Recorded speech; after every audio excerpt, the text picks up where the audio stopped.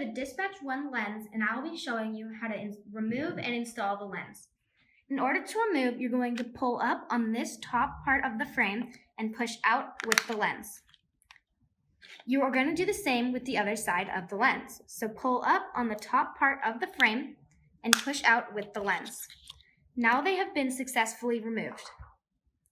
Now, in order to install the lens, you're going to put the back side of the lens and the back side of the frame and put the lens inside of its groove. You then put your two fingers into the middle of the frame, push up, and the rest of the frame should easily go in. You're going to do the same with this side of the lens. So you're going to put the back side of the lens and the back side of the frame first.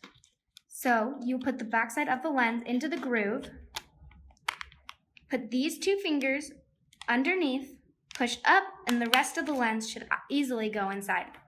That is how you successfully install and remove